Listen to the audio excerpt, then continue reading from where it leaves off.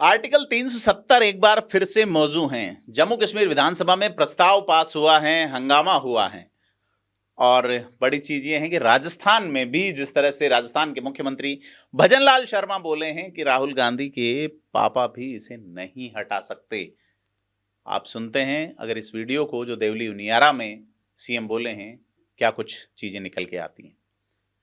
तो जैसा आपने सुना कि भजनलाल शर्मा जो है मुखर हैं और राजस्थान के उपचुनाव में जम्मू कश्मीर विधानसभा में जो गर्माहट हुई है उसकी आंच लेना चाहते हैं। अभी कुछ दिनों बाद ही, यानी कि नवंबर के अंत से या दिसंबर की शुरुआत से शीतलहर चलेगी। जम्मू कश्मीर में बर्फ पड़ेगी, राजस्थान तक असर पड़ेगा। लेकिन जम्मू कश्मीर की विधानसभा की गर्माहट क्या राजस्थान के उपचुनाव में भजनलाल शर्मा की टीम को फायदा दिला पाएगी? बड़ी चीज है। राजस्थान के ही जो मंत्री हैं, उद्योग मंत्री राज्यवर्धन राठौड़, उन्होंने भी प्रेस कॉन्फ्रेंस की राजस्थान भाजपा के प्रदेश कार्यालय में और इस मामले को लेके धारा 370 का उल्लेख किया। तो राज्यवर्धन राठौड़ ने क्या कहा, सुनते हैं। तो यह सारी चीजें इसलिए खड़ी हो रही हैं कि जम्मू कश्मीर से 370 2019 में हटाई गई थी और 35A और 370 हटाने के बाद एक बड़ा हंगामा, हाथापाई जैसी चीजें जो है वो सामने आई थी। लेकिन जम्मू कश्मीर की विधानसभा उस समय भंग थी। लेकिन ये चीजें अब सामने आई हैं विधानसभा के अंतिम दिन। तो ये क्या मामला है? क्या वाकई में 370 वापस लिया जा सकता है या वापस रिटेन किया जा सकता है? क्योंकि भजनलाल शर्मा तो जिस तरह से बोले वो क्लियर नहीं कर पाए।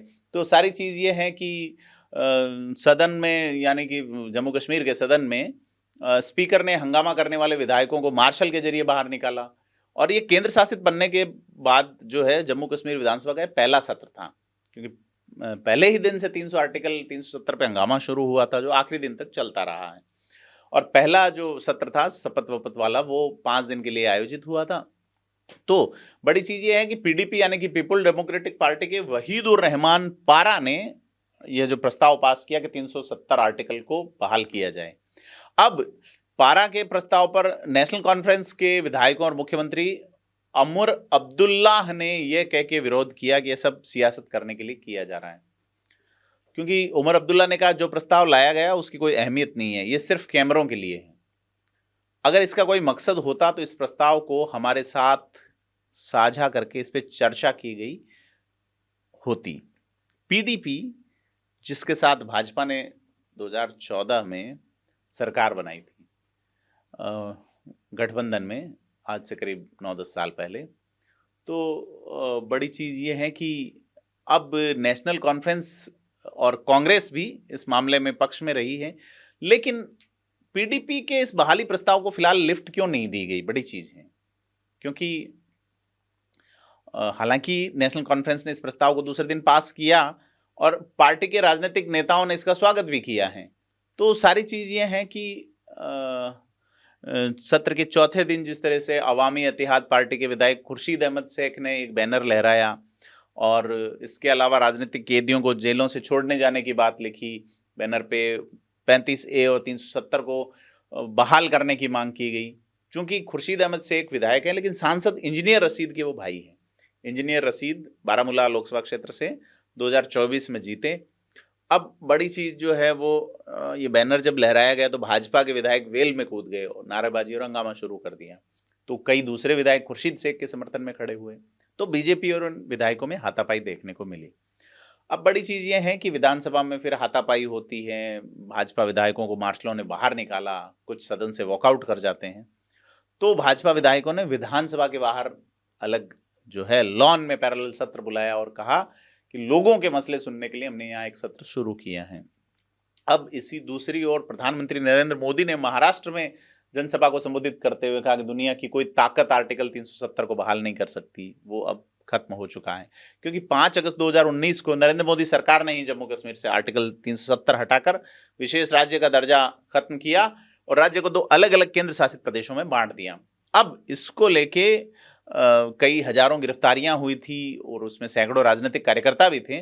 राज्य के 3 पूर्व मुख्यमंत्री अरेस्ट हुए थे। मोहम्मद मुफ्ती, ये जो मोहम्मद मुफ्ती की बेटी जो महबूबा मुफ्ती जो है, और उसके अलावा शेख ये फारूक अब्दुल्ला और उनके बेटे उमर अब्दुल्ला अरेस्ट हुए थे। तो बड़ी चीज़ ये है कि विधानसभा चुनाव में जिस तरह से नेशनल कॉन्फ्रेंस 42 सीटें लाई हैं और सबसे बड़ी पार्टी है, बीजेपी को 29 सीटें मिली, पीडीपी 3 पे और कांग्रेस 6 पे है।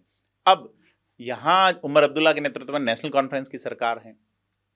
तो उमर अब्दुल्ला ने चुनाव प्रचार के दौरान अपने चुनावी घोषणा पत्र में आर्टिकल 370 की वापसी, स्टेटहुड की बहाली जैसे मुद्दों पर लोगों से वोट मांगा था। नेशनल कॉन्फ्रेंस यानी एनएफ ने यह भी लोगों से वादा किया था कि उनकी सरकार बनती है तो वो विधानसभा में जाते ही 370 आर्टिकल की बहाली पर प्रस्ताव पास करेगी। तो बड़ी चीज़ ये है कि ये बहुत बड़ा मुद्दा विधानसभा चुनाव में था। पीडीपी और पीपल कॉन्फ्रेंस जो है उसने ये बहाली का प्रस्ताव पेश किया है। हालांकि पीडीपी के प्रस्ताव को, जैसा मैं पहले बता चुका, कि सीएम ने पहले रद्द कर दिया कि सिर्फ कैमरों के लिए है। तो बड़ी चीज़ ये है कि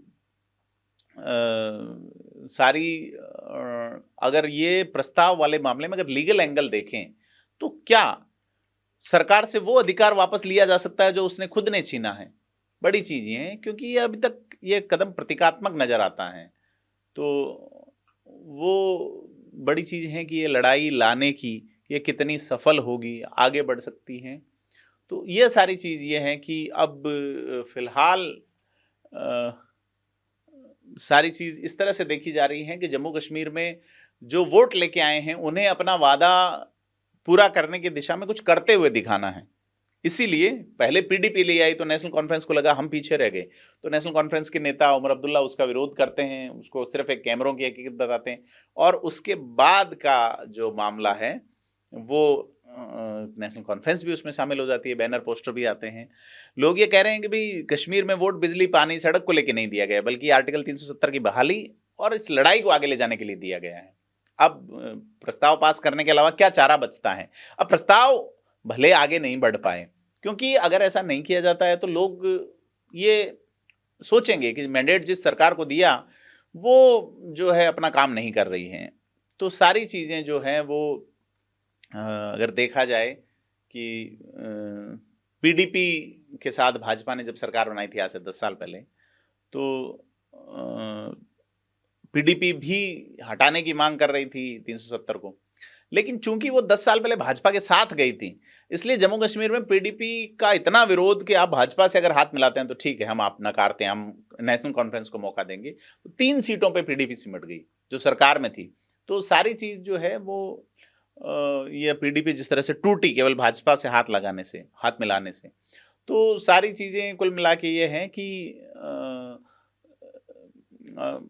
एक बिंदु ये भी है कि ये मामला संविधान का संशोधन है, ये मामला संसद द्वारा पारित है और इसमें न्यायपूर्वक पुनर्विलोकन जैसी चीज सुप्रीम कोर्ट पे लेके गए, लेकिन सुप्रीम कोर्ट ने भी इसमें मोहर लगा दी। उसको वापस लाना और इस तरह का प्रस्ताव पारित करना कितना मायने रखता है? लगता नहीं कि इसका कोई एक लीगल या कॉन्स्टिट्यूशनल या लेजिस्लेटिव वैल्यू भी है इसकी कोई।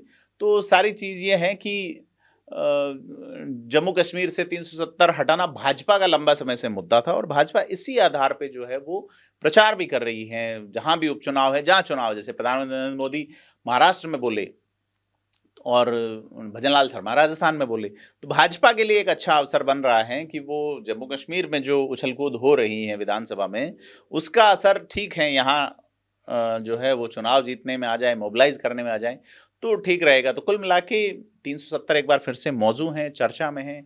आपको क्या लगता है, क्या असर पड़ेगा? चुनावी है या राजनीतिक हैं? हमें कमेंट करके बताएं। वीडियो को लाइक शेयर जरूर करें। धन्यवाद।